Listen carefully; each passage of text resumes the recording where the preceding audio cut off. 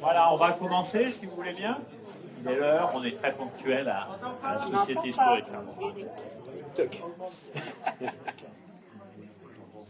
Voilà. Assis. Donc, c'est mieux comme ça. Hein. Donc, je vous remercie d'être venu. Tout d'abord, je vous renouvelle mes voeux de bonne année pour 2026.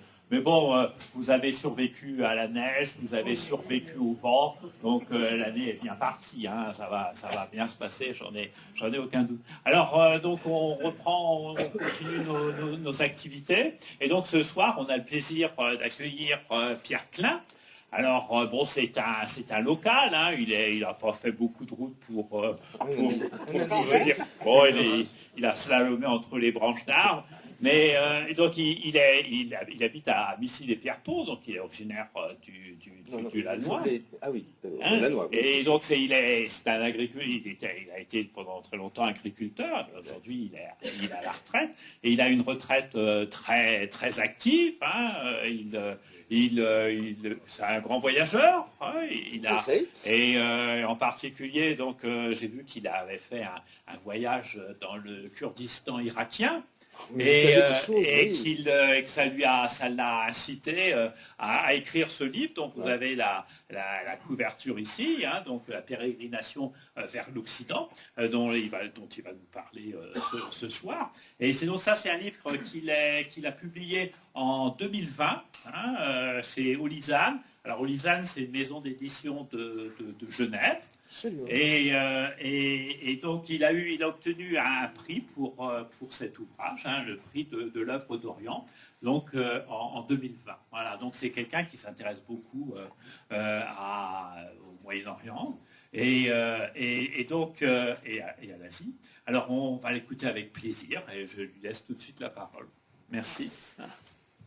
Eh bien, je vous remercie beaucoup. Donc aujourd'hui, on va faire ensemble un très long voyage. En fait, on va faire ensemble le plus long voyage que l'on puisse faire en Eurasie. On va aller d'un océan à l'autre. Sauf que, bien souvent, et ce voyage, il va avoir lieu au XIIIe siècle. Sauf que bien souvent, on se dit, ce sont forcément des Européens qui vont voyager, et donc on va aller de l'Atlantique au Pacifique. Eh bien là, pas du tout. On va suivre au contraire deux moines originaires de Pékin, d'ethnie ouïghour, chrétiens nestoriens, et qui vont aller donc l'un des deux va aller du Pacifique jusqu'à l'Atlantique. Alors pour moi, tout a commencé en achetant ce livre. Ce livre, en fait, c'est une chronique qui a été écrite en 1318 et qui a été trouvée en un seul exemplaire quelque part à la frontière entre l'Irak et la Turquie, et qui a été traduit en 1895 par un grand érudit, Jean-Baptiste Chabot. C'est un livre qui est passionnant à lire, mais il faut quand même s'accrocher, c'est très académique. Et donc, c'est un livre, c'est vraiment une chronique. Donc, dans une chronique, on va raconter les faits, mais on ne va pas mettre du tout de psychologie au personnage, et on ne va surtout pas mettre d'informations sur l'environnement culturel, politique, religieux, puisque ça s'adresse à des gens qui sont là, donc tout le monde est au courant. Et c'est ce que j'ai voulu faire sur la base de cette chronique, c'est écrire un roman historique. Alors comme j'ai très très peu d'imagination, il y a très peu de choses qui seront inventées, et tout ce dont je vais vous parler ce soir, ce sont des faits avérés. Et quand il y aura un petit truc ou deux qui ne seront pas des faits avérés, je vous le dirai. Mais vraiment, pour l'ensemble, c'est quelque chose qui est tout à fait avéré, qui n'est contesté par personne, qui est connu des historiens, mais évidemment qui n'est pas très connu de tout un chacun.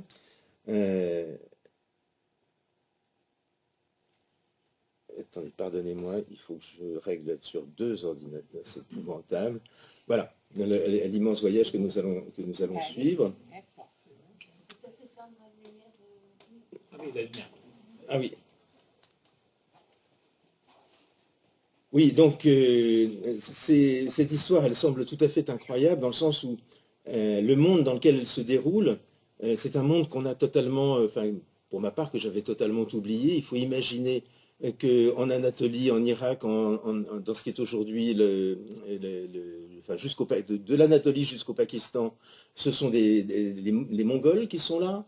Il faut imaginer qu'il y a une église d'Orient une église d'Orient, il faut faire attention au vocabulaire. Il ne s'agit pas de l'église orthodoxe. Quelquefois, on parle de l'église orthodoxe comme étant l'église d'Orient.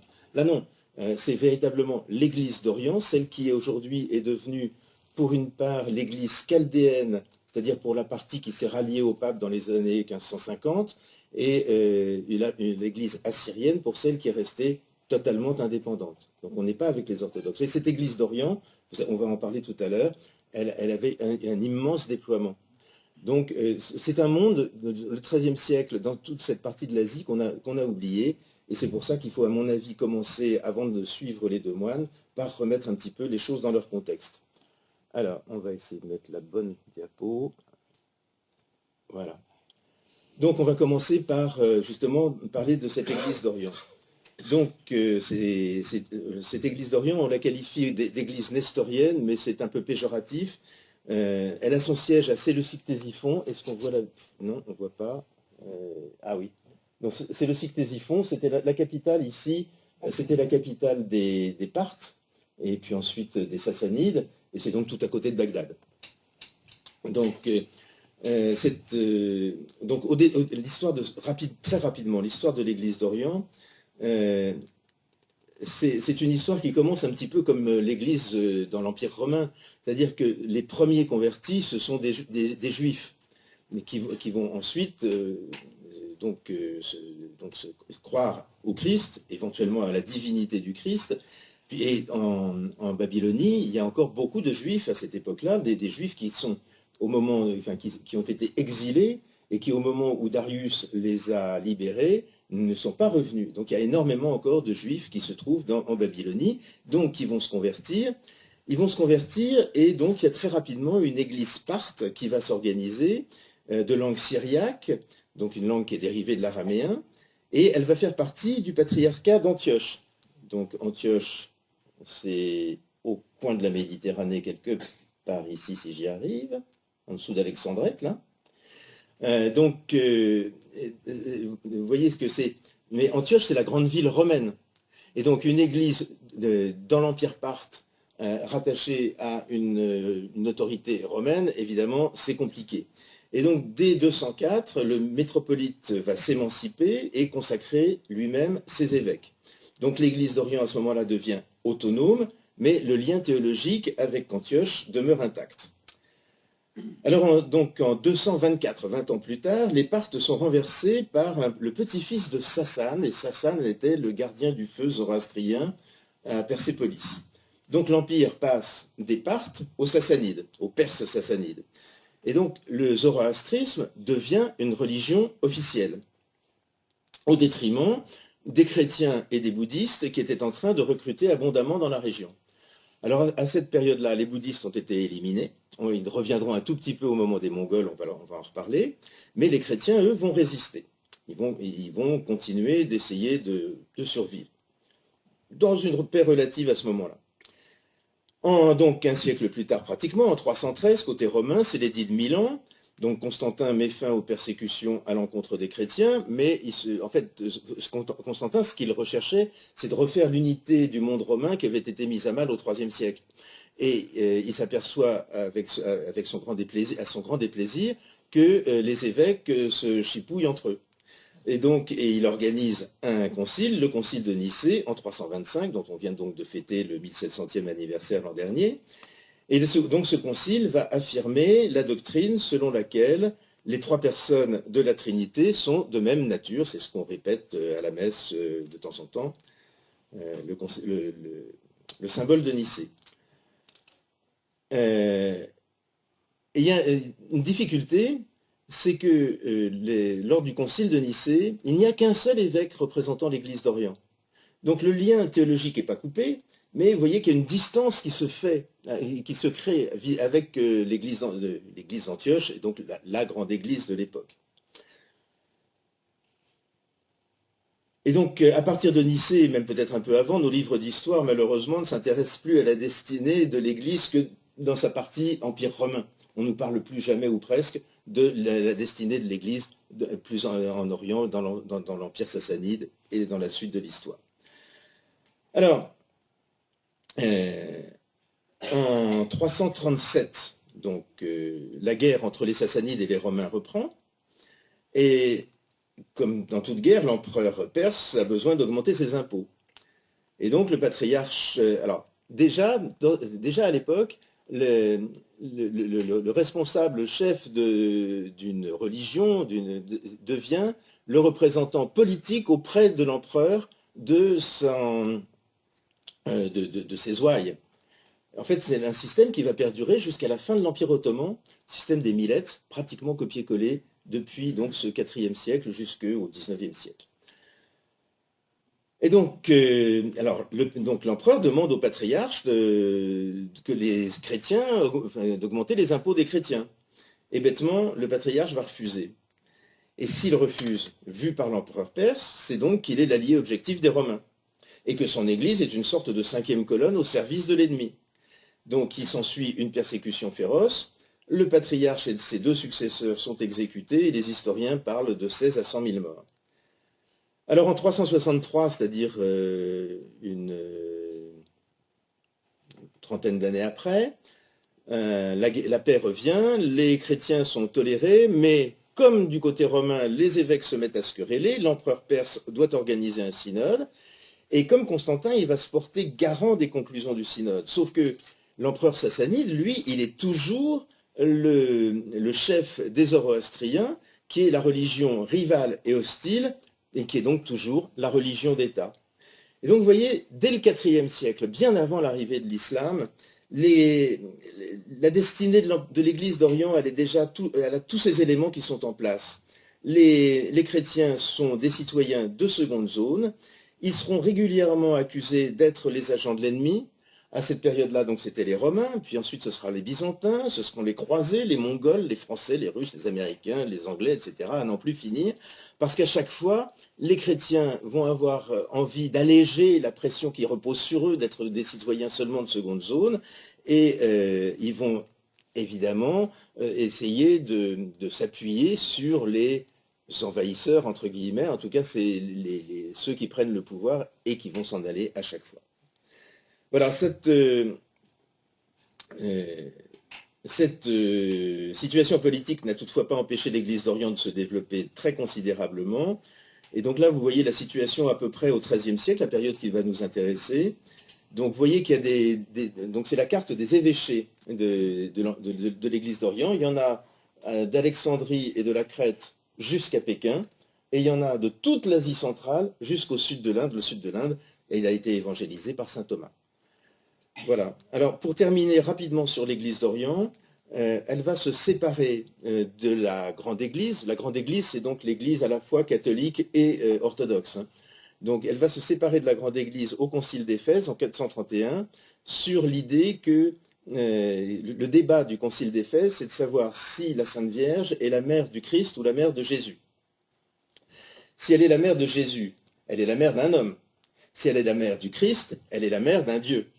Donc, en grec, le débat, il se situe sur un seul mot, Théotokos. Est-ce qu'elle est la mère de Dieu? Donc, l'Église d'Orient va dire non, elle ne peut pas être la mère de Dieu, puisque elle-même est une créature, elle ne peut pas avoir engendré le Créateur. La Grande Église va dire, et en suivant la piété populaire, qui était déjà très en place à ce moment-là, la Grande Église va dire, mais non, la Sainte Vierge est bel et bien la mère de Dieu. Et donc, à partir de 431, il y a une séparation sur le plan théologique, et les chrétiens d'Orient seront considérés par les chrétiens d'Occident comme des hérétiques. Voilà, ça va sur la présentation très rapide de l'Église d'Orient. Alors, si ça va, on va passer à une présentation tout aussi rapide de l'Empire mongol. Hop. Alors, l'Empire mongol, fondé par Gengis Khan, évidemment, c'est le plus grand empire terrestre qui ait jamais existé. Donc, j'allais dire qu'un peu comme d'habitude, c'est une histoire entre une rivalité entre des pasteurs nomades et des agriculteurs sédentaires, ce qui a été un des plus grands ressorts de l'histoire de l'Eurasie. Mais là, vraiment, pour un coup, les Mongols ont failli submerger complètement les sédentaires. Alors, l'Empire mongol, il obéit à des lois très strictes, en fait, c'est un code de loi traditionnel des Mongols qui a été additionné d'édits particuliers de Gengis Khan. Et donc, à la base de ce code, le Yasak, on affirme qu'il n'y a qu'un seul Dieu. Un seul Dieu, ce qui s'appelle Tengri. Tengri, c'est l'éternel ciel bleu. Mais alors, contrairement aux autres dieux monothéistes que je connais, en tout cas, c'est pas un Dieu jaloux. Et pour les Mongols, qui vont être donc en contact avec pratiquement toutes les religions possibles, eh bien, ils constatent que tous les hommes prient un Dieu. Tous sont religieux. Et donc, c'est tout simplement pour les Mongols qu'ils donnent à Tengri des noms différents. Si bien que les Mongols vont protéger toutes les religions à une seule condition, c'est que chacune prie pour la prospérité de l'Empire et de l'Empereur. Alors, oui, c'est pas top mon machin. Oh là là, attendez. Hop, on va essayer. On va rien casser. En 2 mots. Donc ça, ce sont les descendants de Gengis Khan. Dans la suite de l'empire des Mongols, on va désigner le successeur parmi les héritiers directs de Gengis Khan. Mais à chaque fois, il faudra réunir l'ensemble des héritiers en question. Donc ce qui va nécessiter, vous le verrez, ce qui aura des conséquences considérables dans l'histoire. Les deux premiers héritiers, c'est Ogodai et Guyuk. Ce sont eux, ils sont intéressés par l'Europe. Du temps de Ogodai et de Guyuk, les Mongols s'implantent en Hongrie et ils viennent jusqu'en Adriatique. Donc c'est la panique totale en Europe. C'est l'époque de Saint-Louis, c'est vraiment l'époque de Saint-Louis. Et ensuite, à la mort de Guyuk, l'épouse de Tolui, qui est une chrétienne, va intriguer et réussir à ce que ce soit son fils, Monka, qui devienne l'empereur. Et le résultat, c'est que cette branche-là des Gengis Khanides s'intéresse, elle, à la Chine. Et c'est ça qui a sauvé l'Europe. C'est le décès de Guyuk et le renversement et la désignation de Monka. Et ensuite, donc, le successeur de Monka, ce sera son frère, Kubilai. Kubilai, c'est donc l'empereur de Marco Polo.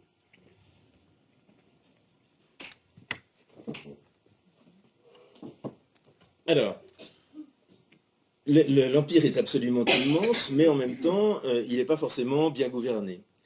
Et donc, Monka va charger Oulagu, un autre frère, d'une sorte de vice-royauté sur la partie donc, de l'Empire qui va de l'Anatolie grosso modo, jusqu'à l'Indus. Donc ça fait quand même pour une vice-royauté, c'est pas mal. Et donc il va y avoir donc ce que vous apercevez peut-être en vert, donc c'est justement cette dynastie de ce qu'on appelle les clans soumis, et qu'on va appeler les Ilkhan, ce qui signifie camp soumis, donc les vice-rois. Donc, il faut que j'aille un peu plus vite. Donc, Monka donne à Oulagu 4 objectifs. Premier objectif, éliminer la secte des assassins. On n'a pas le temps de s'y intéresser, mais c'est passionnant. D'abolir le califat de Bagdad, de conquérir la Syrie et de soumettre l'Égypte. L'Égypte qui est aux mains des Mamelouks. Donc les Mamelouks, ce sont des musulmans sunnites et c'est le dernier grand royaume musulman à l'époque. Donc on va en reparler. Donc Oulagu accomplit les 3 premières missions, il détruit la secte des assassins, il écrase au sens propre le calife, c'est-à-dire qu'il finit par rouler le calife dans un tapis et le fait piétiner par ses chevaux. Alors ça a l'air un peu cruel vu comme ça, mais vu par un Mongol, c'est respectueux. Parce que pour les Mongols, l'essentiel est de ne pas faire couler le sang. Et vous voyez que vis-à-vis des musulmans, c'est le jour et la nuit.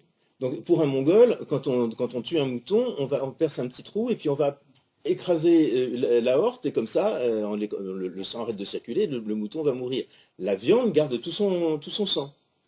Chez les musulmans comme chez les juifs, il faut absolument vider la viande de son sang. Ça va faire partie des choses un peu compliquées. Donc, au moment quand le calife est piétiné, c'est un jour de joie pour les chrétiens. On écrit dans une chronique que 647 ans de quasi-esclavage dans leur propre pays prennent fin. Ça met un peu à mal l'idée que du temps des Abbassides, entre les chrétiens et les musulmans, tout allait bien. Bon. Et donc, Oulagou va épargner tous les chrétiens. Je vous ai dit qu'il allait... Bon, qu'il allait épargner tous les chrétiens, mais alors donc il va épargner les nestoriens dont on vient de parler, les jacobites, les latins, les arméniens, les géorgiens, les grecs. Donc vous voyez que déjà à l'époque, il y a 6 branches rivales de chrétiens, et le grand souci des chrétiens d'Orient, eh bien, ça va être leur extrême division et leur faiblesse tout au long de l'histoire. Alors, donc Oulagou va conquérir la Syrie, il va s'en prendre à l'Égypte, il veut s'en prendre à l'Égypte, mais à ce moment-là, Monka meurt. Et donc je vous ai dit, il faut retourner en Asie centrale pour l'élection. Donc il va laisser seulement, grosso modo, une dizaine de milliers de soldats dans ce qui est aujourd'hui la Palestine, et il va y avoir une bataille entre les Mamelouks et les Mongols, et c'est la toute première bataille que les Mongols vont perdre. Elle est à Ain Jalut, vous voyez, à peu près un petit peu au nord de Jaffa. Et c'est donc jamais les Mongols ne parviendront à envahir l'Égypte. La frontière va se situer à peu près au niveau du Tigre qu'on aperçoit en haut à droite de la photo là. Et la Syrie va être le terrain d'affrontement entre les Mamelouks et les Mongols pendant environ 80 ans.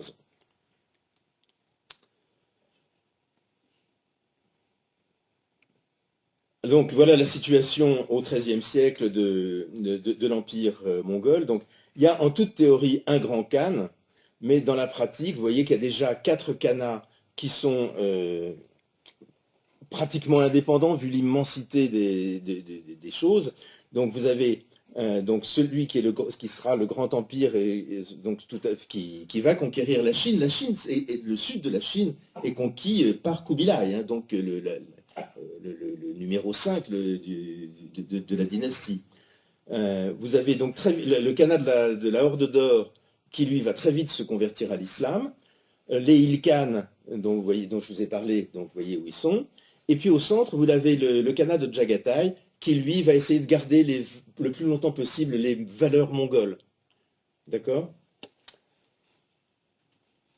Ça va à peu près pour la présentation de l'Empire mongol. Alors maintenant, on va s'attaquer enfin à nos moines, à nos 2 moines.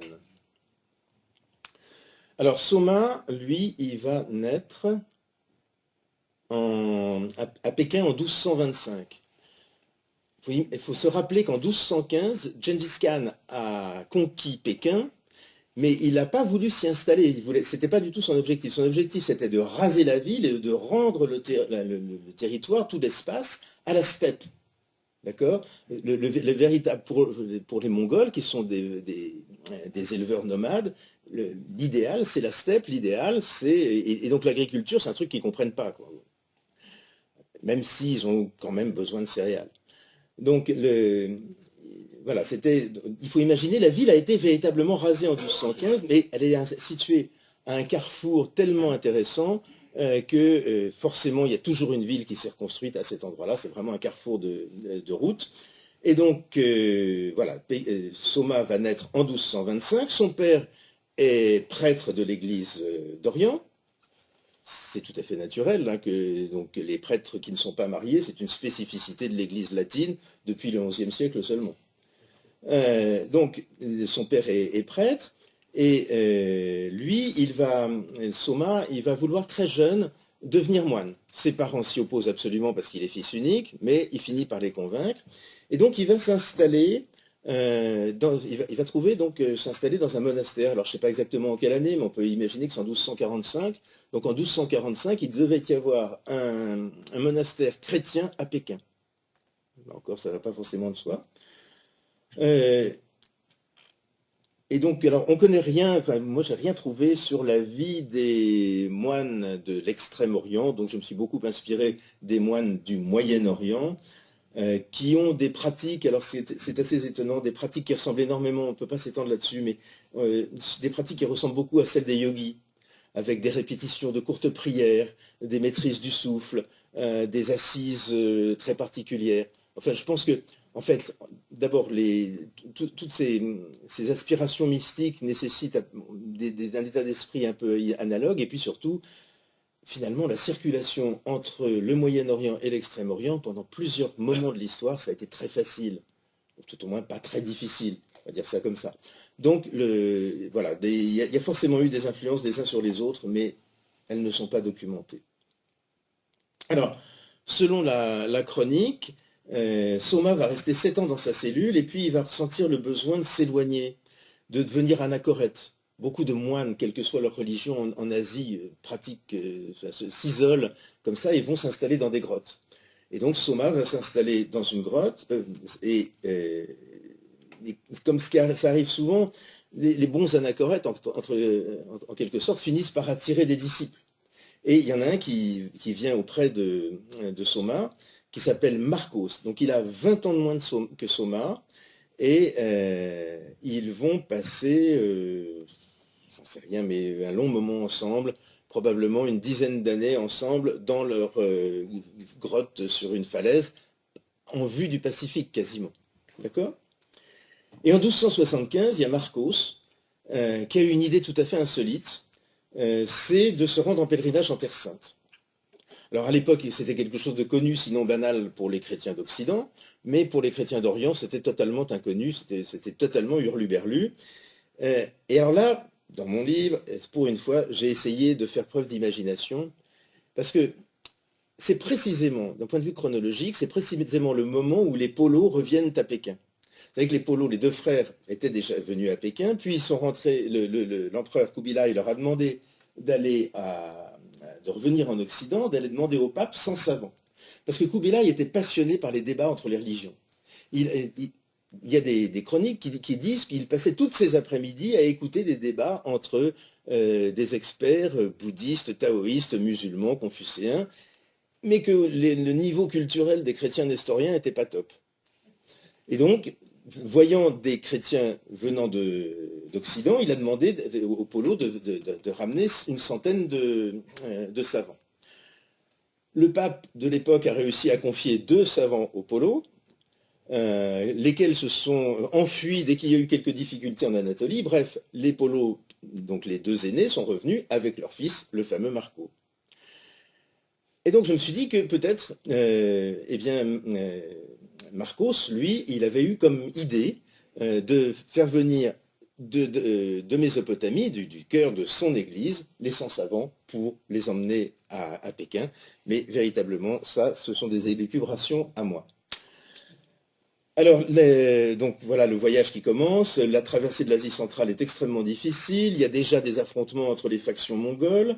Donc ils sont obligés donc vous voyez, ils partent de Pékin, ils traversent le corridor de Gansu, et puis ensuite ils arrivent au Taklamakan. Au Taklamakan, d'habitude, la route la plus facile, c'est celle du nord. Mais là, ils sont obligés de prendre celle du sud, parce qu'il y a déjà des conflits entre les Mongols. D'accord ? Ils passent, Kashgar, qui est une ville extrêmement riche d'habitude, a été ruinée, ils y passent 6 mois dans une quasi-famine. Ils sont obligés d'aller jusqu'à Talas, puis de Talas, alors ils redescendent par le Fergana, ils traversent le Khorasan, et ils arrivent dans la région de Tabriz, qui est aujourd'hui, Tabriz, c'est aujourd'hui la capitale de l'Azerbaïdjan iranien. Et là, donc, ils sont ravis parce qu'ils vont rencontrer le catholicos. Donc, le catholicos de l'Église d'Orient, c'est donc le pape de l'Église d'Orient, hein, totalement indépendant. Et ils vont aussi rencontrer le Khan de la dynastie des Ilkhan. Ce n'est plus Oulagou, c'est son fils Abaka. Et là, il y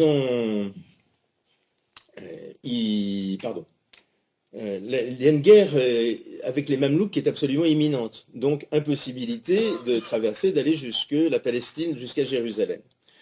Et donc, alors, ils visitent les lieux saints, ils sont contents, mais à la fin, ils en ont marre. Et en fait, ça les a épuisés, cette pérégrination. Ça les a totalement épuisés. Ils étaient des moines dans leur caverne. Hein. Et donc, ils se disent, on s'arrête là, on va acheter chacun une cellule dans un monastère, ce qui est la pratique normale dans dans toute l'Asie, quelles que soient les religions, la notion de règle monastique est une notion vraiment latine. Hein. Donc, ils vont acheter chacun une cellule dans un monastère et ils veulent se retirer dans le monastère et que voilà, leur aventure s'arrête là. Évidemment, ça ne va pas s'arrêter là. Ça ne va pas s'arrêter là parce qu'il faut imaginer la situation. On est en Mésopotamie. On est donc dans l'endroit où on a inventé l'agriculture 7 ou 8 000 ans auparavant. C'est l'endroit où on a inventé l'écriture, c'est l'endroit où on a inventé l'histoire. Ce sont donc des sédentaires, il n'y a pas plus sédentaire que ça. Arrivent des Mongols, qui eux sont des nomades, et tous les grands khans mongols vont construire des palais somptueux, paraît-il. Ils y logeront jamais. Ils continueront d'habiter dans leurs yourtes. Alors, ils ont des yourtes magnifiques, hein, qui peuvent avoir jusqu'à 50 mètres de diamètre. Mais quand même, voilà, leur idée, c'est d'être toujours libre, d'être toujours face à la steppe, d'être toujours avec leurs troupeaux, etc. Donc, une incompréhension totale, tellement totale que les Mongols vont mettre des dizaines d'années pour comprendre qu'on peut lever des impôts. C'est tellement plus pratique de faire une razzia sur son propre peuple. Bon. Voilà. Donc, vous imaginez l'incompréhension totale de part et d'autre. Et donc là, arrivent deux personnages complètement incroyables qui sont chrétiens, donc ils ont quelque chose à voir avec les chrétiens locaux, et en même temps, ils comprennent les Mongols. J'ai oublié de vous dire qu'ils étaient Ouïghours. Alors, ce n'est pas les mêmes Ouïghours que les Ouïghours d'aujourd'hui. Il n'y a pas de... Voilà, il n'y a pas continuité entre les deux peuples. Mais bref, peu importe. Ce sont donc des quasi-Mongols. Et donc, ils comprennent la langue, etc. Et donc, le catholicos de l'époque va avoir une idée très logique. En fait, il est effectivement protégé par l'empereur, mais il a quand même besoin en permanence de se réassurer auprès de la cour mongole. Donc, il va proposer, enfin, il va demander, il va exiger aux deux moines d'aller à la cour du Khan pour obtenir des lettres patentes. Ce qu'ils font avec succès. Puis, une fois que les deux moines reviennent, ils vont... là, le catholicos a une idée géniale. Il va nommer Marcos évêque de Pékin et Soma, il va le nommer visiteur pour l'ensemble de l'église de l'Extrême-Orient. Mais, curieusement, et je ne sais pas pourquoi, mais il n'y a jamais eu d'évêque de l'église d'Orient qui soit appelé Marcos. Et donc, il va leur choisir un nouveau nom. Et donc, on fait un tirage au sort, en quelque sorte, avec une urne, on prie beaucoup, et sort un nom, Jabalaha. Jab, ça signifie donner. Allah, bien sûr, ça signifie Dieu. Donc, dorénavant, Marcos va s'appeler Dieu donné, et on l'appellera ensemble Jabalaha. Alors,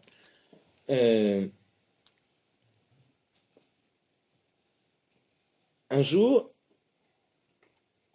Jabalaha apprend que donc, le catholicos est malade et il décide d'aller le visiter. En cours de route, il apprend la mort du catholicos. Il parvient à Bagdad à l'instant des funérailles et le lendemain, bien sûr, il y a un conclave qui désignait. Et vous me voyez venir avec mes gros sabots. L'utilité géniale de ces deux Ouïghours, donc Jabalaha, va être élu catholicos. Et il va le rester 35 ans. Sauf que, on se rappelle, hein, il est moine. Il n'a jamais eu la moindre formation théologique. Il a probablement une grande spiritualité, peut-être mystique, etc. Mais il n'a rien, il n'a aucune qualité pour organiser une église. Néanmoins, il est élu. Alors la chronique lui fait dire « Je manque de la science et des connaissances ecclésiastiques, je n'ai aucune éloquence, je ne connais pas non plus votre langue syriaque, ce qui est absolument nécessaire, je ne peux pas devenir patriarche. » Il n'y a rien à faire, il va devenir patriarche. Mais pour devenir vraiment patriarche, il faut qu'il aille quand même se faire en quelque sorte adouber par le Khan. Donc il retourne voir Abaka. Abaka qui l'avait déjà reçu 2 fois et qui l'appréciait, donc il n'y a pas de souci. Et donc Abaka va lui l'honorer en lui offrant son manteau, ce qui est un véritable grand honneur, en le faisant asseoir sur son propre trône, et surtout, il va lui donner ceci, pas celle-là bien entendu, une païsa. Païsa, c'est vraiment le symbole du pouvoir chez les Mongols. Alors la païsa de Jabalaha, elle est en or, alors il y a ce qui est probablement sur beaucoup des païsas, c'est écrit « Par la force de l'éternel ciel bleu, que le nom du Khan soit honoré, que meure celui qui ne le révère pas. » Mais le plus important, donc, c'est qu'elle est en or et qu'elle est frappée d'un gerfaut. Et donc, en fait, ça donne à Jabalaha les signes d'un pouvoir égal à celui des plus grands princes. Et donc, lui, qui était un moine, simple moine, qui voulait rester moine, eh bien, il devient ainsi un des plus grands personnages du royaume. Il est intronisé en novembre 1281 et il meurt l'année suivante. Alors c'est son frère qui va lui succéder. Son frère, il s'appelle Tagoudar. Mais Tagoudar, c'est un homme étonnant parce que dès cette époque-là, très rapidement après la conquête, il s'est entouré de musulmans et il s'est converti. Et donc, au lieu de se faire appeler Tagoudar Khan, il se fait appeler Ahmed Khan, lui qui est le petit-fils d'Oulagou, qui avait simplement 24 ans plus tôt piétiné le fameux calife. Donc, Abaka, lui, il avait passé son temps à essayer de continuer la politique de son père, c'est-à-dire essayer de s'affronter et de conquérir l'Égypte, de s'affronter aux Mamelouks. Eh bien, Ahmed Khan, avec l'énergie d'un nouveau converti, il veut faire exactement l'inverse. Il détruit les églises, les temples bouddhistes et il transmet des offres de paix aux Mamelouks. Alors évidemment, Jabalaha n'est plus parmi les favoris. Il va être l'objet d'un piège monté par deux évêques qui sont jaloux de lui. On va lui retirer sa païsa, on va le jeter en prison, mais il parvient à prouver son innocence et il est libéré. Et donc là, c'est vraiment cette première alerte qui montre à Jabalaha qu'il ne peut plus être moine, qu'il doit se comporter absolument comme grand personnage de l'Empire. Et au sortir de sa prison, il est vraiment contraint de forcer son caractère. Son église est menacée par le désir de revanche des musulmans, puisque les musulmans... Grosso modo, c'est à l'époque des croisades que dans ces régions, la majorité de la population est passée à l'islam. Donc on était un peu nettement après la période des croisades, donc on était probablement avec 60-70% de la population musulmane qui était en situation de domination auparavant, qui se retrouve, sinon à égalité, peut-être même pas à égalité. Donc le pouvoir ayant été inversé, il y a une volonté de revanche, qu'on peut comprendre, des musulmans, et donc Jabalaha doit être absolument proche du pouvoir. Mais donc à cette époque quand même relativement ancienne, les Mongols sont pour la plupart restés fidèles à leurs traditions et ils vont se regrouper autour du fils d'Abaka qui s'appelle Arghun. Donc il y a un affrontement qui est inévitable. Alors Arghun va perdre la bataille. C'est remarquablement décrit par Marco Polo à la fin de son livre donc Le Devisement du monde. C'est tout à fait bien expliqué. Donc Arghun perd la bataille, mais en fait, les dignitaires mongols vont se rallier à lui petit à petit, tant et si bien qu'il va réussir à prendre le pouvoir, éliminer Ahmed, et donc il prend le pouvoir en 1284. Et là, lui, il va reprendre la politique de son père, il va vouloir s'affronter aux Mamelouks. Et comme son père et son grand-père, il va tenter, évidemment, de prendre les Mamelouks en tenaille, ça va de soi. Donc il va tenter une alliance avec les royaumes d'Occident. Mais les ambassades envoyées par son père et son grand-père ont toutes échoué, et pour la plupart, elles ne sont même pas arrivées jusqu'au roi qu'elles essayaient de rejoindre. Et donc là encore, idée géniale. Il a sur place un quasi-mongol qui comprend donc parfaitement ce que lui cherche dans cette alliance, et cet homme, il est chrétien, donc il va pouvoir discuter facilement avec des royaumes chrétiens. Ça va de soi. Et donc, il va demander à Rabban Soma d'être son ambassadeur auprès des royaumes chrétiens. Alors, Rabban Soma, à ce moment-là, je l'appelle Rabban Soma à partir de ce moment-là, c'est une espèce de titre honorifique. Donc, à ce moment-là, il a plus de 60 ans, donc c'est un vieillard. Il n'a aucune expérience diplomatique, mais il a un caractère doux et affable. Il parle évidemment le mongol, le persan, qui est la grande langue diplomatique, mais on ne sait pas ce qui est... Peut-être un tout petit peu de grec, et en tout cas pas de latin. Mais lui qui a toujours voyagé à pied avec des moyens rudimentaires, eh bien le voici à la tête d'une riche ambassade, avec 30 excellentes montures, dit la chronique, et évidemment une paille d'or. Alors il va d'abord à Constantinople, mais l'Empire byzantin est tellement affaibli qu'on n'a même pas pensé à leur demander son alliance. Cependant, donc, Rabban Soma, lui, il va faire ce qu'il va adorer partout dans son périple, c'est vénérer des reliques.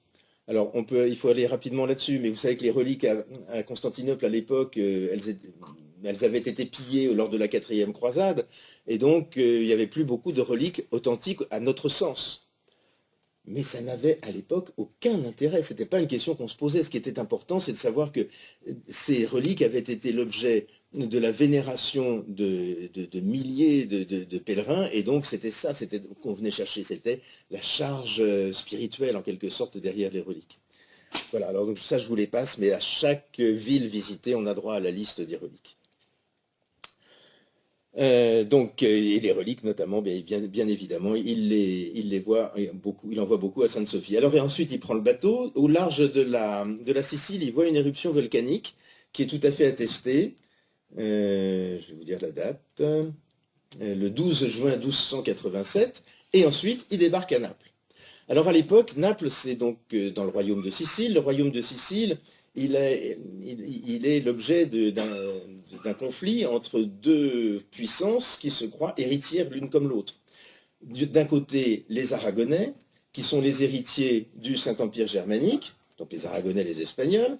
De l'autre côté, les Angevins, à l'époque, c'est donc le duc d'Anjou, le neveu de Saint-Louis, auquel le pape avait donné à son père le royaume de Sicile, à condition qu'il le conquiert. D'accord ? Et donc, vous avez un conflit qui s'éternise entre les Aragonais et les Angevins, entre les Français et les Espagnols. Et quand Rabban Soma arrive, dans les jours qui suivent, 2-3 jours qui suivent, il est dans la baie de Naples, il observe une bataille navale. Et dans cette bataille navale, alors là, les Français sont totalement écrasés, et semble-t-il, 12 000 hommes auraient péri noyés dans la journée. Et là, il se rend compte que finalement, son ambassade, il n'a pas vraiment beaucoup de chance d'y arriver, parce que les chrétiens, les Occidentaux sont en train de se bagarrer entre eux. Ça va être très compliqué de les faire s'intéresser aux problématiques de l'Orient. Alors, il part, il va à Rome, voilà Saint-Pierre de Rome à l'époque. Mais à Rome, alors, là encore, le pape vient de mourir, et donc il y a un conclave, 12 cardinaux, qui manifestement n'arrivent pas à se mettre d'accord, et donc de voir Soma arriver, ça les distrait, ils sont contents. Mais alors, ils veulent quand même connaître la foi précise de l'ambassadeur. Foi précise de l'ambassadeur, donc vous imaginez la discussion qu'il peut y avoir donc entre d'un côté un quasi-mongol qui parle éventuellement le persan mais pas plus, et des cardinaux qui parlent le latin et pas un mot de grec. Donc il y a dû y avoir des truchements successifs, et en plus donc on veut savoir exactement le débat qui anime les cardinaux, c'est de savoir ce que Soma pense de la procession du Saint-Esprit. Est-ce que le Saint-Esprit procède du Père seulement comme les orthodoxes? C'est le sujet de 1054 de la séparation entre les orthodoxes et les catholiques. Et donc, est-ce que d'un côté, selon la tradition séculaire, des orthodoxes disent le Saint-Esprit procède du Père, ou bien est-ce qu'une invention wisigoth espagnole du 5 ou 6e siècle, le Saint-Esprit procède du Père et du Fils? Et, comble de drôlerie à mon avis, les cardinaux essayent même de susciter des fausses réponses à Soma. C'est vraiment un spectacle extraordinaire. Mais Soma, une fois de plus, il s'en fiche de tout ça, c'est pas son truc. Son truc, c'est d'être moine, donc ça ne l'intéresse pas.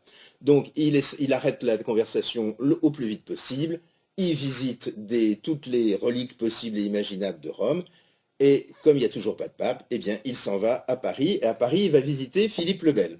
Philippe le Bel, il est sur le trône depuis seulement 2 ans, il se préoccupe de ce qui va le préoccuper toute sa vie, c'est-à-dire de renforcer son pouvoir, de créer un État central. Donc, d'après la chronique, il aurait dit à Soma, si les Mongols, qui ne sont pas chrétiens, luttent contre les musulmans pour s'emparer de Jérusalem, à plus forte raison, convient-il que nous combattions, et, s'il plaît à notre Seigneur, nous irons avec une forte armée. Bon, ça mange pas de pain. J'ai vraiment l'impression que Soma n'y a jamais cru une seule seconde. Donc, en revanche, il va demander au roi de visiter Paris. Et il est impressionné par deux choses. Il est impressionné par la nécropole royale de Saint-Denis parce qu'on y organise des services funèbres pour des rois de plusieurs dynasties sur une très longue période, chose qu'il a vue nulle part dans toute sa pérégrination à l'exception de Byzance, de Constantinople. Et puis, mais ce qui le frappe encore plus, donc il a quand même un peu d'expérience de voyage, ce qui va le frapper encore plus, c'est le nombre d'écoliers qu'il y a à Paris. Donc d'après lui, il y a 30 000 écoliers, donc étudiants. C'est probablement exagéré, mais ça montre quand même bien une singularité réelle de Paris par rapport à toutes les villes qu'il a pu visiter. Et alors évidemment, puisque Soma adore les reliques, Philippe le Bel va l'emmener à la Sainte-Chapelle. Vous voyez, la Sainte-Chapelle, il y a deux chapelles. Il y a la chapelle du bas qui était celle pour le peuple, puis il y a la chapelle du haut qui était réservée au roi. Et donc, il y avait, alors c'est plus le tabernacle originel, mais il y a toujours un tabernacle. Il y avait déjà un tabernacle d'or, d'après ce qu'on dit, et le roi va en retirer un reliquaire de cristal, et Soma contemple la couronne d'épines. Pour lui, c'est un pur bonheur. Enfin, il n'en revient pas. Il sait même pas comment il est redescendu avec le roi. Donc, néanmoins, il n'obtient rien, aucune promesse tangible de la part de Philippe le Bel. Donc, il va partir sur son troisième lieu d'ambassade. Il veut rencontrer donc le roi d'Angleterre, et le roi d'Angleterre se trouve à l'époque à Bordeaux. Et donc, c'est bien lui, et donc il est bien allé du Pacifique jusqu'à l'Atlantique. Et donc, alors, Édouard, en fait, c'est le seul qu'il va rencontrer qui s'est intéressé pour de vrai à ce qui se passait sur les lieux saints. En fait, quand Saint-Louis, quand Édouard avait une trentaine d'années, il a voulu rejoindre Saint-Louis en croisade, mais quand il est arrivé à Tunis, il s'est rendu compte que Saint-Louis venait de mourir. Et Édouard, qui avait de la suite dans les idées, il est donc allé en Palestine, et il a tenté, c'est le seul moment où il y a eu une vraie tentative effective d'alliance sur le terrain entre les Mongols et un royaume d'Occident. Vous voyez que les Mongols, c'est la flèche rouge là-haut, qui ont essayé de se diriger vers Saint-Jean d'Acre. C'était tout ce qui restait finalement des royaumes latins, c'était Saint-Jean d'Acre. Et donc, comment Édouard a réussi, lui, à débarquer à Saint-Jean d'Acre, mais les Mongols étaient déjà très occupés par une guerre, une fois de plus, avec leurs cousins en Asie centrale. Ils n'avaient pu avoir qu'une toute petite armée. Édouard, de son côté, n'avait pas grand-chose, donc ça n'a rien donné, et les Mamelouks, qui sont en vert, ont réussi à les écraser de part et d'autre. Et puis donc, pour Édouard, c'est beaucoup trop tard. Son propre royaume est divisé, il a des soucis avec les Écossais, avec les Gallois. En Aquitaine, ça se passe pas bien. Enfin, il faut qu'il reste là. Donc, Soma va passer l'hiver à Gênes. Et après 10 mois de tergiversation, enfin, les cardinaux ont fini par élire un pape. Alors là, Soma reprend espoir, parce que le pape en question, c'est le supérieur des franciscains. Et les franciscains sont déjà très bien implantés au Moyen-Orient. Et donc, il y a déjà des franciscains qui sont aussi dans le royaume mongol, dans l'empire mongol. Il faut imaginer qu'à Tabriz, donc Tabriz, je vous ai dit que c'était une des capitales donc, des Ilkhanes, il y avait tout un quartier de commerçants italiens. Donc les biens circulaient, les gens circulaient, les idées circulaient. Donc Soma se reprend à espérer, il est accueilli extrêmement chaleureusement. Le dimanche de la Passion, donc le dimanche d'avant les rameaux, il célèbre une messe devant une grande foule. Et là, c'est très étonnant parce qu'à la sortie, toujours d'après la chronique, on dit « La langue est différente, mais le rite est le même ». Bon. On était quand même sur des deux églises qui s'étaient séparées avec des invectives à partir du 5e siècle. D'ailleurs, il a fallu attendre Jean-Paul II pour que les Assyriens et les catholiques signent un papier en disant, ce qui est la vérité vraie, que la plupart des causes de division étaient des incompréhensions de vocabulaire.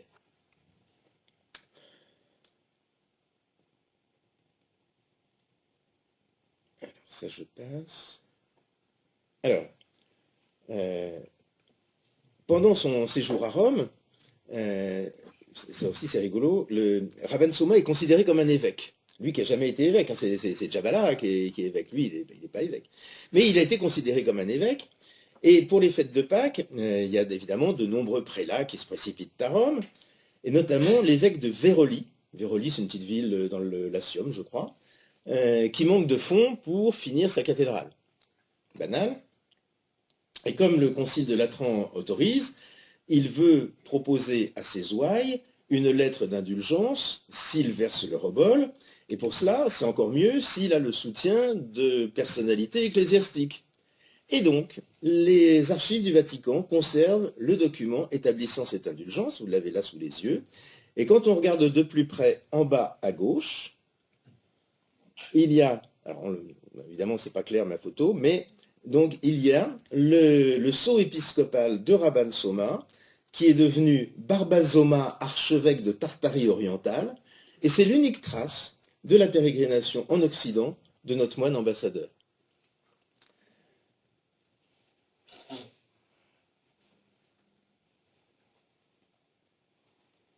Alors, vient le moment de retour pour Soma. Le pape n'a pas les moyens, évidemment, d'envoyer une armée à l'aide des Mongols, mais il confirme Soma dans ses fonctions de visiteur général.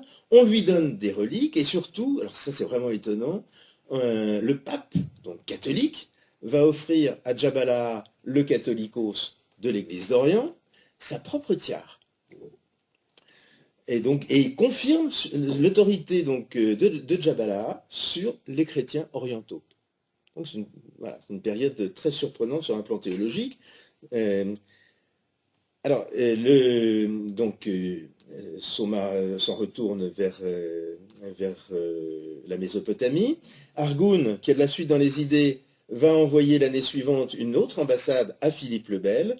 Et là, pour le coup, les archives nationales conservent ce document, ce qui est le courrier adressé par Argoun à Philippe le Bel et qui mentionne Rabban Soma.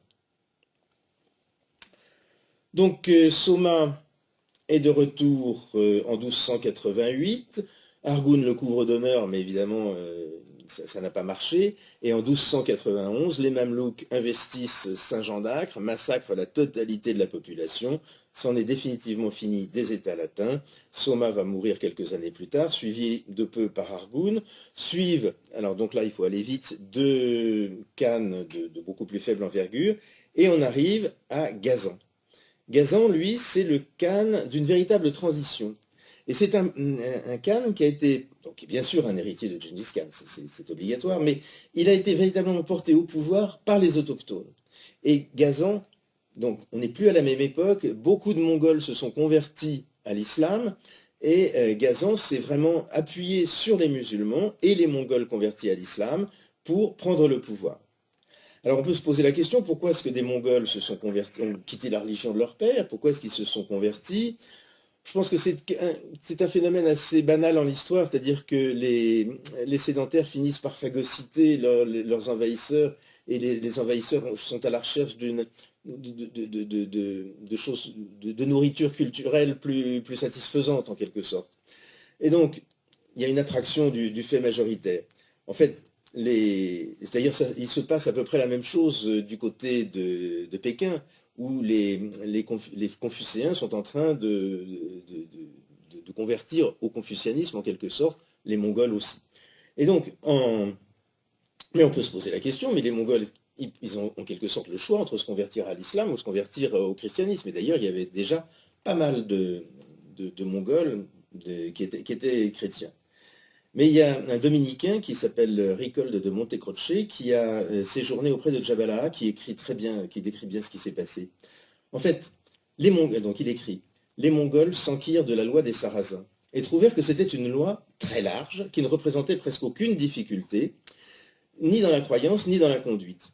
Parmi les Tartares, nombreux sont ceux qui aiment les chrétiens et se convertiraient, si ce n'est que les chrétiens ne font pas de cadeaux comme les Sarrasins, et aussi parce que la loi des chrétiens leur semble bien rigoureuse. Et cette loi bien rigoureuse des chrétiens, c'est bien entendu la monogamie. Et donc, c'est ce qui a tourné plutôt les Mongols vers l'islam. Alors, on se met à persécuter tout ce qui n'est pas musulman, les bouddhistes sont massacrés, leurs temples sont détruits, et pourtant il y a un grand historien contemporain qui écrit « Les souverains mongols avaient coutume de leur livrer, donc de livrer aux bouddhistes, la moitié des fonds versés au trésor pour en faire des idoles d'or et d'argent. » Et si vous allez en Iran ou en Irak, et que vous posez la question « je voudrais voir des ruines de temples bouddhistes », on vous prend vraiment pour un abruti. Enfin, j'ai fait l'expérience. Et donc, il n'en reste absolument rien, mais il devait y avoir des temples de conception un peu tibétaine qui devaient être somptueux dans toute cette région.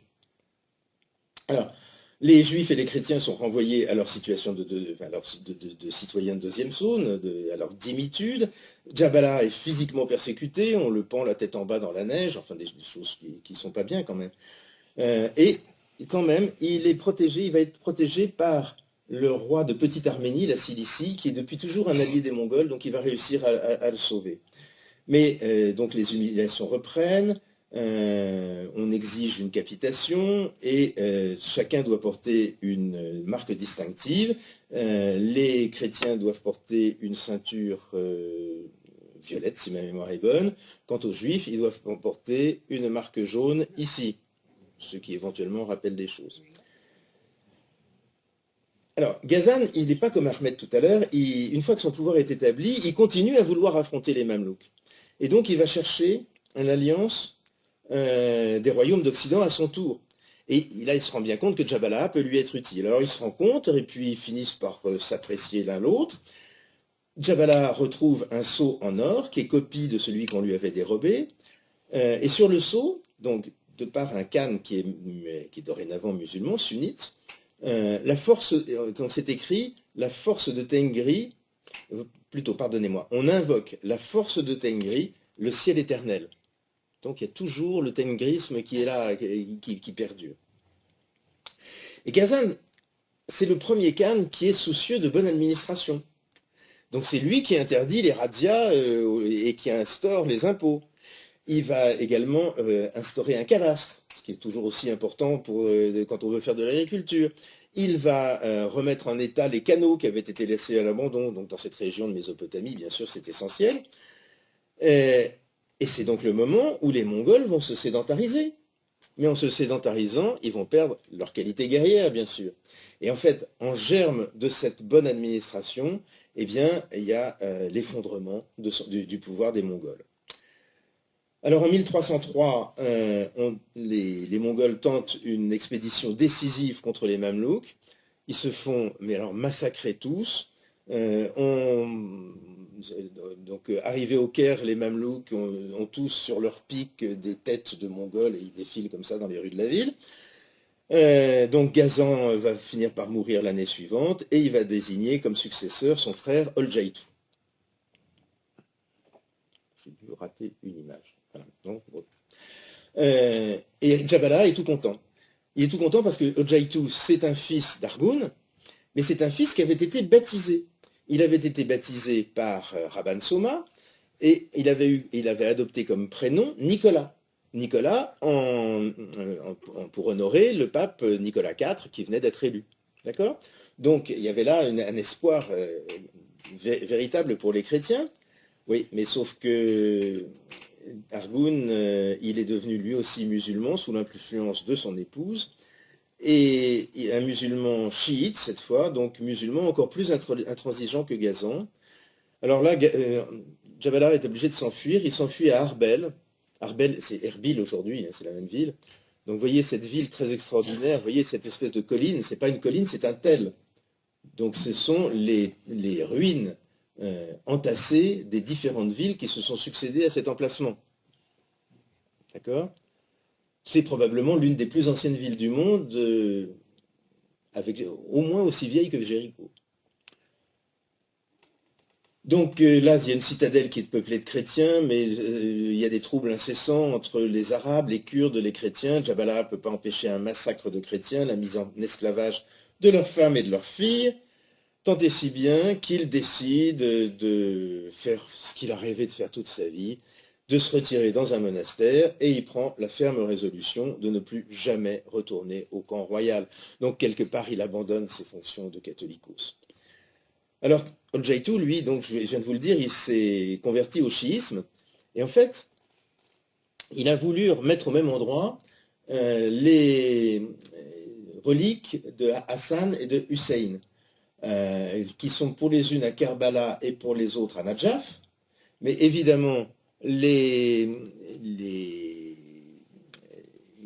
responsables des pèlerinages de Najaf et de Kerbala n'ont jamais voulu se séparer de leurs reliques, c'est quand même leur fonds de commerce. Et donc, bah oui, et donc, Oljaitu, vous voyez, là, on voit bien que les Mongols ont changé, parce qu'il a pensé à construire ce formidable mausolée. Quand on le voit, c'est sur une plaine toute ocre, avec un fond, vous voyez, de montagne un peu enneigé. Et on voit cet immense dôme couvert de céramique bleue qui fait 50 mètres de haut, qui est absolument impressionnant, et donc qui donne l'impression de refléter le ciel depuis plus de 7 siècles. Et là, alors pour ma part, j'ai tendance à y voir un ultime symbole du pouvoir accordé par l'éternel ciel bleu aux descendants de Gengis Khan. Donc Oljaitu meurt rapidement, le nouveau roi n'a que 12 ans et Jabalah ne va même pas tenter de le rencontrer. Il meurt à son tour en 1317, à l'âge remarquable de 73 ans. Alors, on va aller rapidement jusqu'à nos jours, et j'ai pas perdu trop de temps. Donc le catholicosa de Jabalah, que je vous ai présenté comme étant un peu agité, en fait bientôt ça va être considéré comme un âge d'or, tant les choses vont empirer. D'abord en 1345 c'est la grande peste, donc là-bas comme ailleurs le tiers de la population en meurt, et une génération plus tard arrive Tamerlan. Alors Tamerlan c'est une catastrophe catastrophique, parce que c'est la violence à l'état pur, mais sans aucun projet derrière. Les Mongols de Gengis Khan étaient excessivement violents. Ils ont fait des pyramides de têtes à l'entrée de Bagdad, des choses comme ça. Mais il y avait un projet impérial. Tamerlan n'avait pas de projet impérial. Et en plus, lui, c'était un musulman absolument fanatique. Donc, ceux qui ont été le plus atteints par la violence de Tamerlan, ce sont les chrétiens. Donc, toute l'architecture de l'Église d'Orient est détruite. Donc en Chine, les chrétiens sont éliminés par les Ming, le contact avec l'Inde est totalement perdu, et au Moyen-Orient, les survivants se regroupent donc, dans la plaine de Ninive qu'on appelle Mossoul de nos jours. Alors on va très vite, la longue domination ottomane alterne des périodes de répit et puis de pesante dimitude, c'est-à-dire donc cette notion de citoyen de deuxième zone. Et au XIXe siècle arrivent des missionnaires occidentaux qui vont établir des écoles. Et ces écoles, elles sont ouvertes à tout le monde, mais c'est quand même les chrétiens qui vont le plus en profiter. Et ils vont obtenir ainsi une réelle émancipation économique et intellectuelle, mais pas du tout politique. Et cette émancipation économique et intellectuelle va encore ajouter à la rivalité, voire à la jalousie de la grande masse de population musulmane. Notamment, vous avez des médecins chrétiens qui étaient très connus, des intellectuels, etc. Bref. Et donc, pour les chrétiens d'Orient, le plus cruel reste à venir. Si aucune nation belligérante n'a échappé aux horreurs du conflit, je crois qu'aucune d'entre elles, pas même les Arméniens, n'ont perdu les 2/3 de ses membres, comme ce fut le cas des chrétiens d'Orient. Les massacres sont souvent menés par des Kurdes et il y a les missionnaires et les diplomates occidentaux en sont les témoins. Et là, je vais vous citer ce que dit un consul des États-Unis à Urmia. Urmia, ça se trouve quelque part en Anatolie. Il n'y a pas de classe musulmane qu'on puisse exempter de blâme. Les villageois participaient aux pillages et aux crimes, et les Perses des classes supérieures toléraient les méfaits et prenaient leur part de butin. Les Kurdes étaient dans leur élément naturel. Les Turcs non seulement provoquaient tout ce qui arriva, mais participaient aux pires crimes. Alors, évidemment, dans cette ambiance épouvantable, les Assyriens et les Chaldéens se sont rangés aux côtés des Anglais, des Français et des Russes. Et donc, toujours cet espoir d'avoir un libérateur qui va alléger le joug de la domination. Et lors des indépendances, alors les chrétiens s'y sont pris comme des manches, et donc dans les différents traités qui ont suivi la Première Guerre mondiale, les chrétiens n'obtiennent rien. Les chrétiens, on dit souvent que les Kurdes n'ont rien obtenu, mais les chrétiens n'ont rien obtenu non plus. C'était un peuple. Et donc, la SDN va en quelque sorte les abandonner aux Arabes et aux Kurdes, et dès 1933, des massacres reprennent. Et donc, après la Seconde Guerre mondiale, le nationalisme arabe va achever ce que les dynasties musulmanes n'avaient pas réussi à obtenir. En fait, à la création de l'Irak, le roi d'abord, avait commencé à essayer d'obtenir une idée de nation irakienne, même si c'est vraiment le mariage de la carpe et du lapin entre les sunnites et les chiites, enfin, etc. On connaît toutes les difficultés des Kurdes que peut avoir ce pays, mais il y avait eu une tentative. Et en fait, Saddam Hussein, il a fait l'exact contraire. Il a passé son temps à tribaliser la population et à faire ce qui se fait dans ces régions depuis les Assyriens, c'est-à-dire procéder à des transferts de population. Donc il a parcellisé complètement les habitants de son Irak. Et ça a provoqué un exode sans précédent, parce qu'on dit quelquefois que Saddam Hussein a protégé les chrétiens. En réalité, alors malheureusement, je n'ai pas pris mon bon document, donc je n'ai pas les chiffres là, mais globalement, sous le règne de Saddam Hussein, il y a plus de la moitié des chrétiens qui ont émigré. Alors, l'intervention américaine de 2003 met fin à la domination des sunnites, mais là, vous vous en rappelez, c'est pour la remplacer par celle des chiites. Et le retrait tout à fait précipité des Américains en 2011 provoque l'irruption de l'abominable Daesh. Donc le 6 août 2014, la plaine de Ninive est vidée en quelques heures de ses habitants chrétiens et yézidis qui s'enfuient au Kurdistan. Kurdistan qui à l'époque était donc protégé par les Occidentaux et qui n'a pas été repris par Saddam Hussein. Pardon, j'ai dit, je retire tout ce que je viens de dire. Depuis longtemps, depuis la guerre du Koweït, le Kurdistan avait été à l'abri des violences, et donc c'est pour ça que les chrétiens s'y sont réfugiés.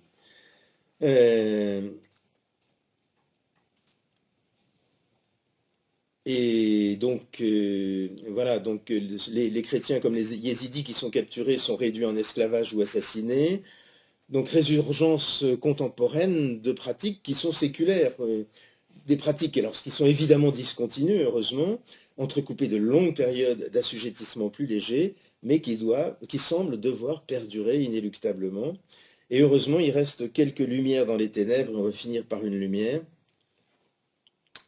Béchar Warda, il en fait partie. Béchar, il a été ordonné prêtre en 1993. Contrairement à l'usage, il n'est pas marié. L'usage donc des chrétiens, qu'ils soient chaldéens ou assyriens, c'est donc toujours d'être marié. Il y a dans l'Église catholique, qui est non latine, il y a foultitude de prêtres mariés. Mais en revanche, les évêques, eux, ne sont jamais mariés. Donc la plupart du temps, les évêques sont des moines. D'accord ? On va voir que pour Béchar, ce n'est pas le cas, parce que lui, il n'était pas marié. Donc il va commencer par transférer le séminaire chaldéen de Bagdad à Erbil, après que le recteur et les enseignants aient subi toute une série d'enlèvements épouvantables. Et en 2009, il est donc élu archevêque d'Erbil. Et donc là, il va être amené à déployer une intense activité. Le Kurdistan donc, devient le refuge des chrétiens. C'est souvent la dernière étape avant l'exil. Oui, enfin, est-ce que j'ai précisé qu'Erbil, c'était la capitale du Kurdistan? Non. Et voilà, c'est une erreur majeure. Donc, le Kurdistan devient le refuge des chrétiens. Des centaines de milliers de chrétiens sont passés par Erbil. Des dizaines de milliers s'y sont installés. Et donc, face à cet exode, Bachar va réussir à mobiliser des bonnes volontés du monde entier, une aide alimentaire massive. Il a voulu, bien, ça paraissait naturel, voulu organiser une clinique, un hôpital. Donc il a réussi à faire avec des conteneurs, enfin les moyens du bord. Mais pour faire fonctionner son hôpital, il fallait des médecins et des infirmières. Et là, il a eu une idée géniale. Il a demandé aux chrétiens du sud de l'Inde. Donc, donc aujourd'hui, ce sont des églises qu'on appelle les Syro-Malabar ou les Syro-Malankar. Et donc, c'était des églises filles de l'église d'Orient. Et donc, les religieuses indiennes sont venues au secours de leur église mère qui était en train de souffrir des choses épouvantables.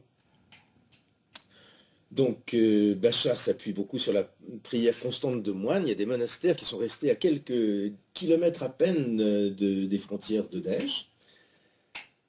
Et puis Bachar, c'est véritablement un homme de paix, et on va finir, si vous voulez bien, par une interview qu'il a donnée à un moment où Daesh n'avait pas encore été totalement éliminé. Depuis 1400 ans, avec les musulmans, nous avons l'habitude de tourner la page après des périodes de persécution et de recommencer une cohabitation. Aujourd'hui, cela semble impossible, donc il y avait toujours Daesh. Mais notre histoire prouve que cela a été possible et cela le sera donc à nouveau. Mon rôle est missionnaire, témoigner du Christ et donner l'exemple vivant à nos voisins musulmans d'un chemin vers un monde de pardon, d'humilité, d'amour et de paix. Afin qu'il n'y ait pas de confusion, je ne suis pas en train de parler de conversion. Je parle de la vérité fondamentale du pardon que les chrétiens d'Irak peuvent partager, que nous pouvons partager à partir d'une position de clarté morale historiquement unique. Nous pardonnons à ceux qui nous assassinent, qui nous torturent, qui nous violent, qui cherchent à détruire tout ce qui a à voir avec nous. Nous leur pardonnons. Au nom du Christ, nous leur pardonnons. Et c'est ce que nous disons à nos voisins musulmans. Apprenez cela de nous. Laissez-nous vous aider à guérir. Vos blessures sont aussi profondes que les nôtres, nous le savons. Nous prions pour votre guérison. Guérissons ensemble notre pays blessé et torturé. Alors, mon épouse et moi, on a eu la chance de passer toute une semaine lors des fêtes de Noël de 2008, donc il y a déjà 18 ans, aux côtés de Bachar. Vous savez, dans la vie, il y a quelques rencontres qui marquent, ça se compte sur les doigts d'une main, hein. Et Bachar en fait tout à fait partie, et donc c'est vraiment un homme tout à fait admirable, et c'est pourquoi les droits d'auteur de la pérégrination vers l'Occident lui sont destinés. Merci.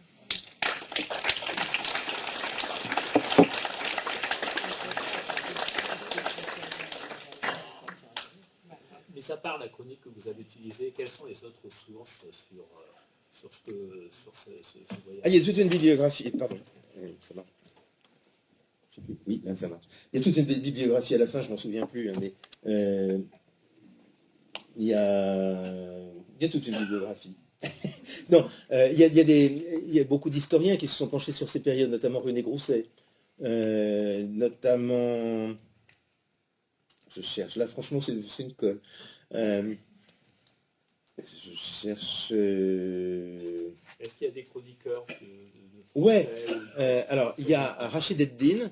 Rachid ed-Din, lui, c'était un juif qui s'est converti à l'islam et qui est resté pendant longtemps le premier ministre, le vizir de... je ne sais plus quel cas. Je ne sais plus de qui.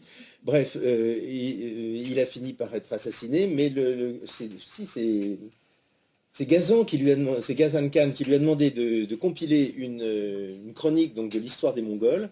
Et donc, il a fait ce travail-là. Puis à la fin, quand Ghazan a été sur le point de mourir, il a été assassiné. En autre chronique, eh bien, il y a la fameuse histoire secrète des Mongols, qui a été probablement écrite quelques années après la mort de Gengis Khan. C'est un document unique qu'il faut lire, c'est absolument passionnant, qui raconte vraiment toute l'histoire de Gengis Khan. Gengis Khan qui a commencé comme... Enfin, il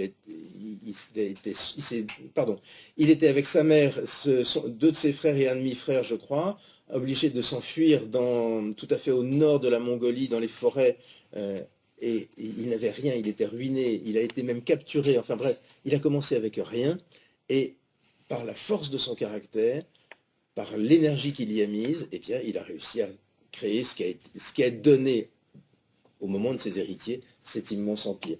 Qu'est-ce qu'il y a d'autre comme... il y a Barry Braus, qui est donc lui, il était le catholicos des jacobites.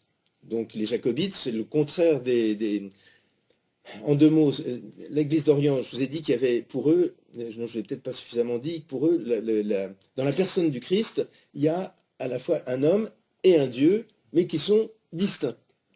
Et pour les catholiques et les orthodoxes, il y a les deux faces de la même personne.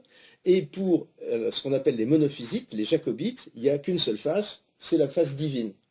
Et donc Barry Braus, il est le catholicos des jacobites, dans la même région que Jabala. Mais ils arrivent à s'estimer quand même.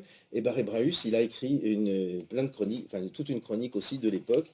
Je l'ai cité à un moment, c'est lui qui parle des trésors donnés aux bouddhistes. Qu'est-ce que je peux... Voilà, en grande source, c'est de l'époque, c'est ça. Et puis il y a beaucoup d'historiens qui se sont penchés sur le sujet.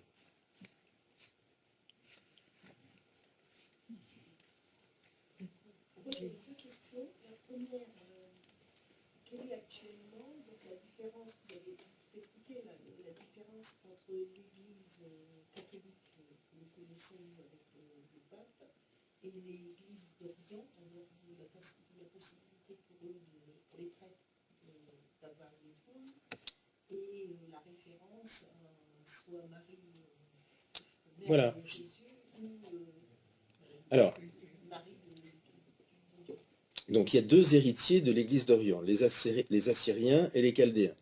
Les Chaldéens, c'est plus simple, dans les années 1540, je crois, ou 1550, ils ont reconnu l'autorité du pape. Et donc, ils sont revenus à une théologie qui est la même que la nôtre. C'est-à-dire, Marie est mère de Dieu, et ce que je viens de vous dire sur la façon dont cohabite en quelque sorte la personnalité divine et humaine à l'intérieur du Christ, les deux faces. Ils ont néanmoins gardé leur rite. Donc on continue de dire la messe à la façon dont on le disait dans cette église d'Orient. Et par exemple, moi je trouve ça très émouvant, pour fabriquer les hosties, on ne fabrique pas du pain azime comme chez nous, c'est du pain levé, et donc qu'on va préparer, donc le prêtre est obligé de se lever très tôt et de préparer la pâte, etc. Et pour faire lever, il prend un morceau du pain de la communion précédente. Et donc on vous dit qu'on remonte comme cela jusqu'au pain de la Seine. C'est beau, non ? Donc ils ont gardé donc toute leur façon, toute leur rite, toute leur façon d'être, mais ils sont venus sur notre, entre guillemets, théologie catholique. Les Assyriens, eux, ils ont gardé ce que j'ai essayé de vous décrire, c'est-à-dire une église totalement diophysite, avec deux personnalités bien marquées à l'intérieur du Christ, une divine, une humaine, et Marie, ils ont une vénération pour Marie, mais une vénération pour la mère de Jésus et pas la mère de Dieu. Voilà. Je vous le fais très rapidement. Ça a aussi des conséquences sur, si vous voulez que je développe un tout petit peu, ça a des conséquences sur les notions de péché originel. C'est-à-dire que le péché originel,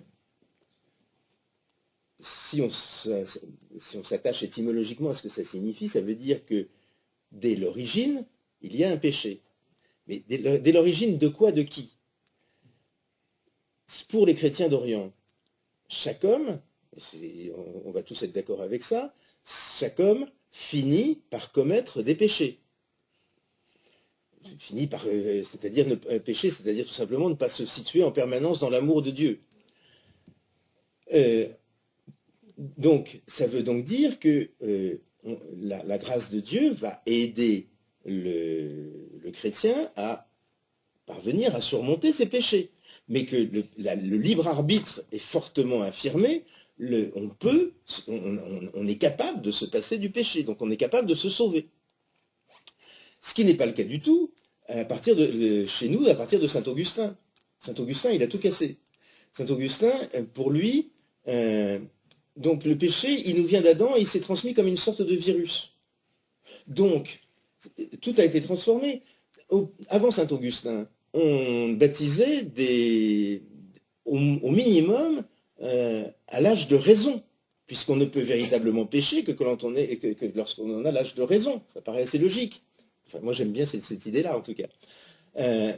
Alors que, si Saint Augustin a raison, si dès la naissance, on est profondément pécheur, alors il faut baptiser les enfants, les bébés, au plus vite. Et c'est ce qui a effectivement été un leitmotiv de l'Église, je ne dis pas jusqu'à nos jours, mais au moins jusqu'au Vatican II. Ça va à peu près ce que je vous ai... J'aurais une deuxième question, parce que l'histoire permet un peu de comprendre le monde actuel. Certes. Donc il y a deux questions que je me pose, c'est concernant donc, les Kurdes, parce que vous avez expliqué que les Kurdes, à un moment donné, avaient fait des massacres des populations. Par contre, il n'y a pas très longtemps, donc avec Daesh, avec les intégristes islamistes, ils sont intervenus pour les marquer, pour éviter qu'ils continuent leur pérégrinations. Et ils ont du mal à être maintenant reconnus et avoir une terre. Oui, c'est juste. On ne leur donne pas le... Ah ben. Parce que les comportements, chaque État, autant nous, les Français, avec l'Angleterre ou avec l'Allemagne, on a eu des comportements. Et ensuite, l'histoire fait qu'il y a une évolution et on peut comprendre et on peut pardonner et évoluer, quoi. Je crois qu'on doit d'abord beaucoup de reconnaissance aux responsables politiques français-allemands des années 50 qui ont justement réussi à faire oublier et surmonter toutes les guerres. C'est un miracle qui ne s'est pas répété beaucoup dans l'histoire. Quant aux Kurdes, comment dire, donc c'est une population très différente des Arabes. Les Kurdes sont des Indo-Européens, donc qui se sont effectivement convertis à l'islam pour l'essentiel, pas tous. Il y a aussi des yézidis, il y a aussi un peu de chrétiens. Ils sont essentiellement quand même musulmans sunnites. Mais c'est un peuple qui a été comme... c'était probablement des gens qui avaient l'ensemble du territoire à une époque, du temps où les Indo-Européens, les Aryens se sont installés dans ces régions. Et puis progressivement, ils ont été repoussés dans les montagnes. D'accord ? Et ils ont été extrêmement violents. Et donc ils razziaient, et même à l'époque des Mongols, les Mongols avaient un mal fou à empêcher leur razzia, les déprédations qu'ils pouvaient commettre. Et donc, effectivement, ensuite, dans l'histoire, la domination a toujours été le fait, jusque la Première Guerre mondiale, des Ottomans ou des Perses. Et donc, au moment du traité de Versailles, eh bien, je vous l'ai dit, il y a eu des négociations. Vous voyez bien les photos du traité de Versailles, tout le monde une foule dans la galerie des glaces. Donc, c'est comme toutes ces choses-là, ça doit être extrêmement compliqué. Et bien, les chrétiens, ils avaient été gonflés, ils avaient réclamé un immense territoire, ils n'ont rien eu. Et les Kurdes, je sais pas, là, j'avoue, je ne sais pas trop comment ils sont pris, mais ils n'ont rien eu non plus. Et donc, aujourd'hui, alors, on a une vision sympathique des Kurdes parce qu'ils ont fait beaucoup d'efforts de communication. Notamment, donc, on voit des femmes qui combattent, on les voit effectivement qui combattent pour la liberté. Je crois que c'est vrai. Mais quand même, leurs relations sont toujours un peu compliquées avec les chrétiens à Erbil. Ça ne va pas tout seul. Effectivement, comme je l'ai dit, le Kurdistan irakien, a été protégé par une exclusion aérienne qu'ont mise en place les Anglais et les Français après la guerre du Golfe. Donc le Kurdistan irakien a pu se développer en paix, c'est là que nous sommes allés, on y est allé sans aucun risque. Hein. Et donc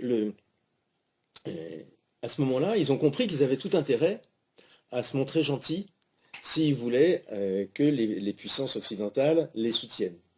Mais vous vous souvenez qu'il y a maintenant 4-5 ans, peut-être un petit peu plus, ils ont organisé un référendum pour leur indépendance, et le reste de l'Irak leur est tombé dessus, et enfin, bien sûr que le référendum a eu un oui massif, mais ils n'obtiendront, à mon avis, jamais leur indépendance. Ils peuvent simplement espérer, aussi bien en Irak qu'en Syrie aujourd'hui, à profiter d'une certaine autonomie.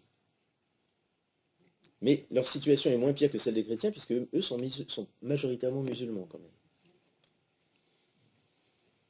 Tout ça, c'est un peu à la hache. Hein.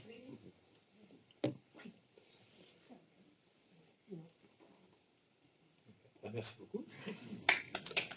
C'est un plaisir.